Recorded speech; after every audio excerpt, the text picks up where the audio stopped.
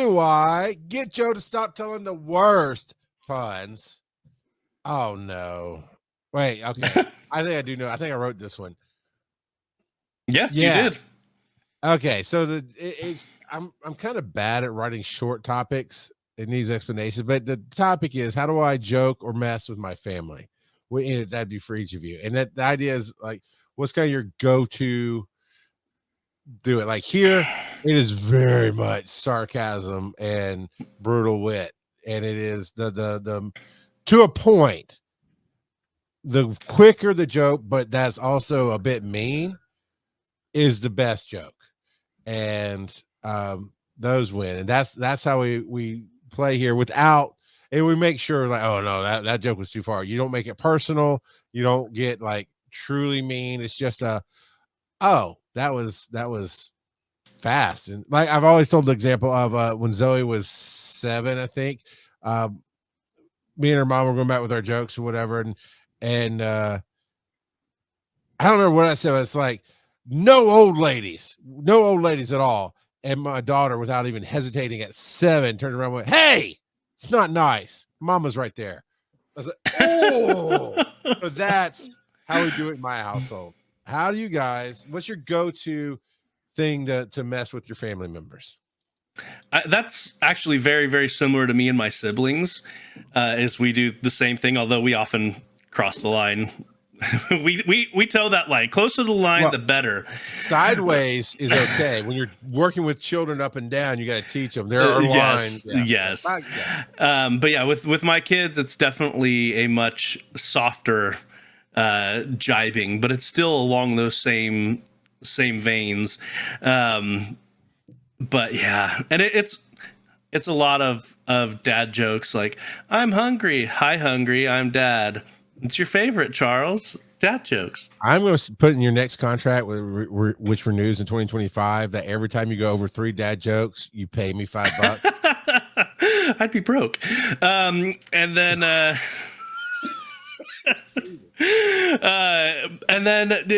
lot of the other stuff is just heavy sarcasm that my boys are finally understanding, but for the longest time they didn't get sarcasm at all.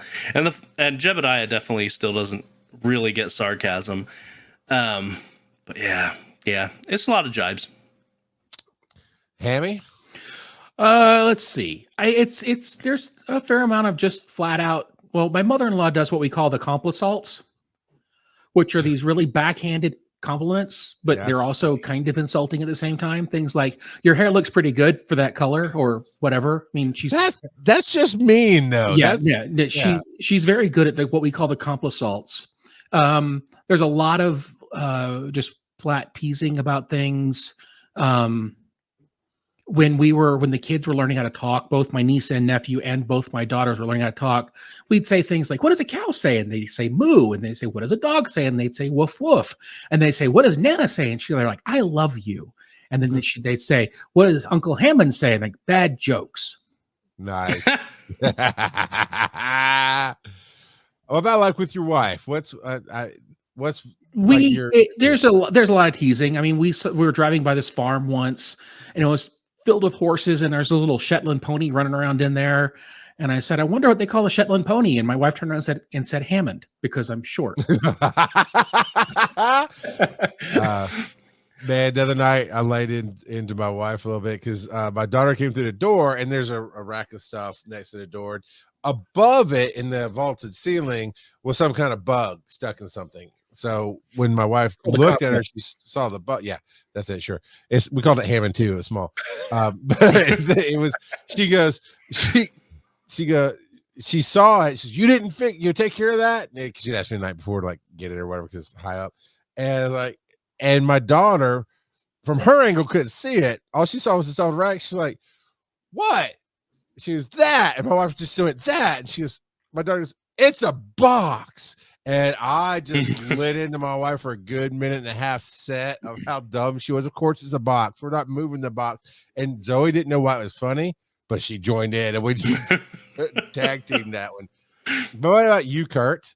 What is your go-to? You got some grandbabies now, which I know will be the bad granddad. I mean, they're not even old enough to mess with, but You got grown up kids. What's your joking style? Well, so it was very much sarcasm when the kids were growing up and whatnot.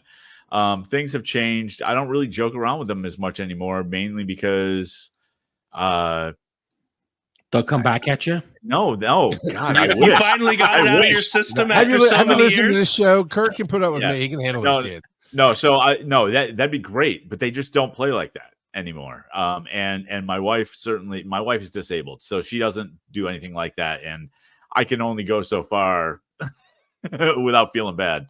So I save all of my busting for my buddies.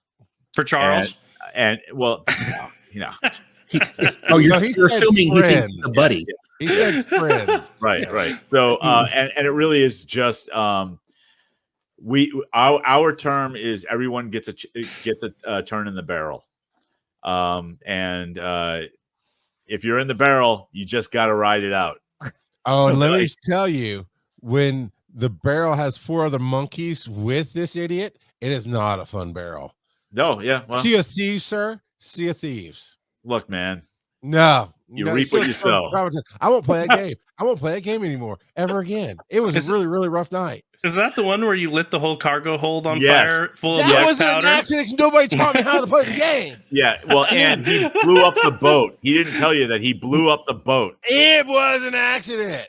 I didn't know what buttons to hit. I didn't know what to do. Yes, I lit a keg on fire and it blew up the boat. And then all they did was keep putting me in the brig for the next hour and a half. So that's how they were messing with you. Got it. Yeah, pretty much. So my brother-in-law came from a family of 4 brothers, and their messing with each other was brutal. Like my brother-in-law used to get folded up inside of a sleeper sofa and left for hours. And that doesn't seem like this group here at all. Like, left for out, that's abuse. That's not good. But coming up through EMS and fire, there's some really okay pranks and there's some really brutal pranks. And I remember getting woken up. I was in a twin bed in a bunk room, and I'm flying through the air. Next thing I know, because a couple guys grabbed the mattress and just yanked it off the bed with me on it. That is not a fun. And of course they ran because they knew it was gonna be a bad day. But it's like, that's not a fun way to wake up when you've run calls all night and got 2 hours of sleep. But there was times where there was like KY jelly on the door handles or something. That's funny. I had a guy once fall asleep on stage when I was building sets, and so we had another person sit on him, and I stapled his pants to the stage with a staple gun. So he had to take his pants off to get off the stage. That's pretty good. Charles, you mentioned the firehouse. A friend of mine was a volunteer firefighter, and one of the newbies thought it would be a good idea as a prank to open the hose as he was coming around the side of the door, and wasn't even thinking about how much pressure those fire hoses put out, and it hit him full on in the face, and he had burns from the pressure of the fire hose, and he had to go to the hospital. It was not good. So prank responsibly, people. It's all fun and games until someone gets their face blown off by water. Right. I mean, to that line, there was a thing in the field at the time. It was nitro paste, nitroglycerin. It drops your blood pressure by opening up your veins. It's for heart pain and those kind of things. And most time nowadays, it's pills and for patients, and sometimes on ambulance, and sometimes we can actually do an IV with it if we needed to. But they had this paste because you could wipe it off. It's transdermal, all that jazz. Some idiot medic put nitro paste. Unfortunately, it was so far expired, it didn't do. It can kill you. I mean, it can kill you. And he put it on door handles and stuff. And that was one of those days where the boss comes in and sits everybody down. I was like, okay, this is going too far.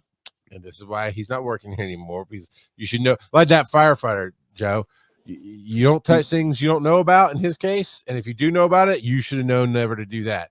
But we did. We did have a 1-inch gap under the bathroom door in the bay. It's a weird it was almost like an outhouse, but it's in the bay. It's weird. But if somebody started running their mouth too much whenever they go to poop, you just take the water hose up under the door and spray. They're like a garden hose, not a fire hose, a garden hose, and just spray up. I mean, there's some fun pranks. There's some fun stuff. I mean, if it's that big, you could slide a firecracker right under there. Oh, that happened. That happened. People would be in the shower, and because the door, I mean, it had a lock, but it was a crappy door. And so you take a big cooking pot so that it wouldn't burn anything in the actual bathroom, and you throw firecrackers in it and slam the door. And they're like, "Why'd you do?" And it just blows up and all the smoke. Yeah, it's a lot of fun. So to Kelsey's point, we actually have a family rule that says you don't make family tap.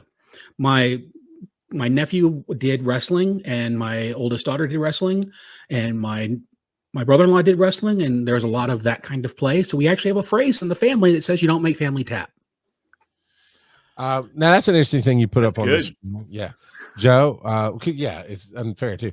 But Joe, you said your wife said you and your 3 boys will joke and play with each other, but when it gets too far, they wrestle, hit, or kick. My rule of my house was if you dish it, you gotta take it. And if you hit, what first rule was no closed fist ever. It's always an open hand. And the second, even out of nature, when they're young, the second they went, it came to a complete stop. Like, no, you open that hand, or you're going to timeout. Because it wasn't an anger thing, but I'm trying to teach them how to balance that. Told us not to kick the baby. I'm dyslexic. I thought it told us to kick the baby. I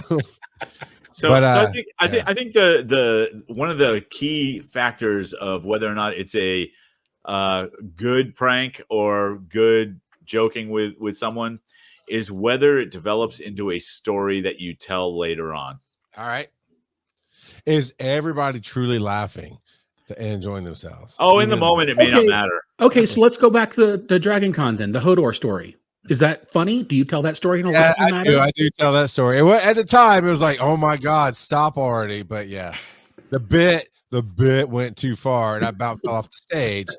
So I don't know the story. Yeah. So Charles was doing a panel, and for some reason, at some point, the word came out that every time. Sorry, not just a panel.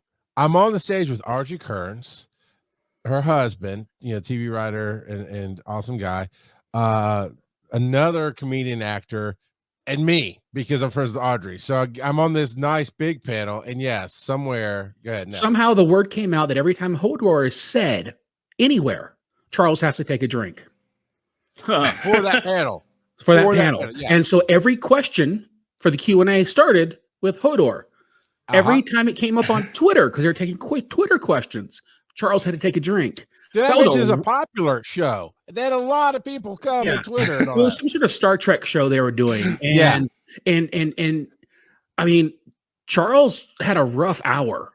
Like I was scared for him for that hour, but I was also playing along because I'm like, I don't drink. This is great. Hammond's on the board going, hey, we got another Twitter one. I'm like, no, we don't have it. Like, got you, buddy. No worries. We got another Twitter one. And you just make it up. And it's like, at J Hammond C says Hodor. I'm like, that's you. And it's Joe's back when we had risers there. And I mean, it's only a 4-foot riser. Yeah. I mean, but it got to the point when I'm laughing, I lean over and Scrimshaw, I can't remember his first name, but Scrimshaw was the guy next to me. And as he senses, as I'm losing my balance going off, he just kind of grabs me and pulls me back in.